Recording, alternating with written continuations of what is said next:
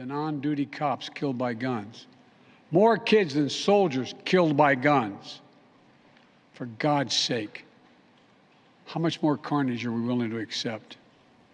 How many more innocent American lives must be taken before we say enough, enough? Well, President Biden there striking an emotional tone as the country is still reeling from horrific mass shootings, particularly the one in Uvalde that claimed the lives of 21 people, including 19 elementary school children. As investigators attempt to determine exactly how that tragedy unfolded, politicians are calling for new measures to make sure this never happens again. Joining me now to discuss this is New Jersey Congressman Jeff Van Drew. Congressman Van Drew, we appreciate you being with us. In President Biden's primetime address to the nation, he listed a few of the actions that he's pushing Congress to pass. Take a listen to this. The House is planning even more action next week. Safe storage requirements, the banning of high-capacity magazines, raising the age to buy an assault weapon to 21, federal red flag law, codifying my ban on ghost guns that don't have serial numbers and can't be traced, and tougher laws to prevent gun trafficking and straw purchases. This time, we have to take the time. Well, Congressman, before we dig into those measures, I want to start by getting your reaction to the president's address. To be honest with you, it was fake, it was phony, it was political, and I'm going to tell you why. Number one, what's something we don't talk about? Over the Memorial Day weekend, there were 150 murders around the country in big cities. And we don't talk about that because it's the democratic laws that let people in and out of jail like a turnstile, the democratic laws that change the way that we have bail with their bail reform. So we have people out with 19 and 20 priors. Let's get law and order back in place. Let's get a real bail system that works, number one. Number two, we have a mental health issue in this country, and we have to stop talking about it, and we really have to start prioritizing it and incentivizing care for mental health issues, and that would help a great deal. Number three, we need safer schools. I have a strong schools plan, which what it would do is basically if you walk up to a school, there is only one entranceway you can go in. There'd be a resource officer there who is trained, who is certified, police officer basically, or a former veteran that was trained and certified to make sure we're safe. You'd have to be buzzed in. Once you were buzzed in, you'd be buzzed in into an ante room, and they would have a chance to make sure that you're the right person to be there and that you're not carrying anything you shouldn't with you. If you are, you're stopped right there. You can't get through, and that would be made of bulletproof glass so he couldn't shoot his way through. If everything was okay, then you're buzzed in again and you get through. What they're doing here is just another way to take guns away. You could take the ARs away, for example, and you know what's going to happen? They're going to use hunting rifles, or people have done mass murders with machetes, or even with vehicles. There's so many ways to do that. You have to get to the underlying causes. The bottom line is the Democratic Party, step by step, truly wants to take our guns away, and it won't make it better.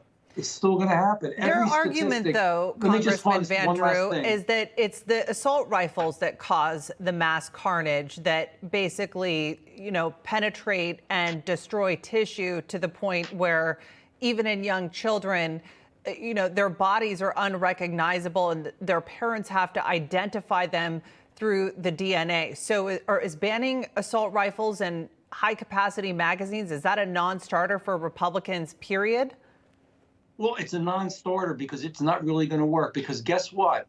It's illegal to kill people now. Criminals know that. They don't care. They are able to alter a regular magazine to make it a high-capacity magazine, even if it's not sold that way. They can use a hunting rifle, which can be devastating when it obviously hits somebody. Hollow point bullets are out there, and they could utilize that too. That isn't the answer. It's making the school safe so that bad people can't get in the school. It's making sure that we don't have criminals roaming our streets everywhere, where 150 people were killed over Memorial Day weekend. Why aren't people talking about that more? 150 innocent people murdered. Nobody's talking about that. That matters. How come we talk about mental health, but we never deal with it. Well, what Let's about raising do the real age stuff. limit? That's one of the measures that House Democrats are proposing, and the president as well, raising the age limit from 18 to 21, because a lot of the perpetrators of these mass atrocities have been under the age of 21.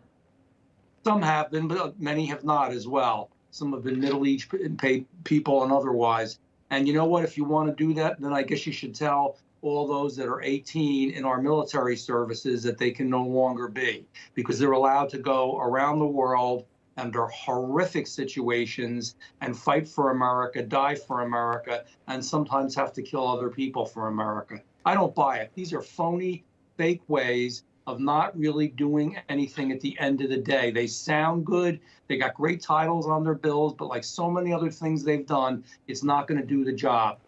I have a plan. I just laid it out. That would do the job. So the House Judiciary Committee held a very contentious debate this week, going over those 8 different pieces of legislation under the Protecting Our Kids Act. And we certainly saw the divide there between Democrats and Republicans. A lot of pushback from Democrats on what you're proposing, which is hardening schools as targets. Where do you think, is there any opportunity for consensus when it comes to the House legislation?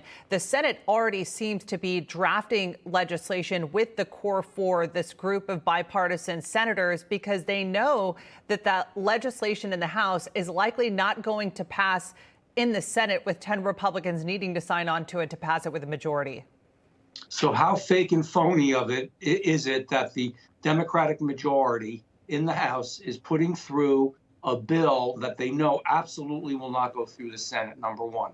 Number two, why wouldn't you want to make schools safer? Regardless of whether you want to take guns or don't take guns or whatever you want to do, why not make people feel assured when they drop their child off to school that there's going to be a trained, certified police officer there, that people are not going to be able to get in who have malintent and would do evil, because they're going to have to go through a process through the door and be buzzed in a very specific way, which we don't have now. Why wouldn't you support that?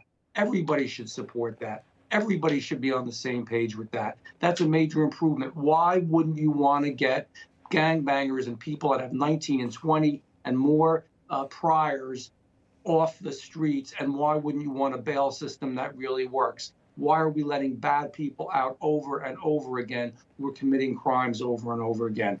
This is all fake and phony. Let's do the real thing. Let's really fix this situation so we make America safe again. We weren't here where we are now before. Things were way better, and we're definitely deteriorating in so many ways. And it's because of the way we're going about this. All right, Congressman Van Drew, we appreciate you briefing us on your proposal. We'll continue to follow that legislation, and it's going to be a busy week in Congress this week, both in the Senate and the House. Yes, it will. We appreciate you being with us.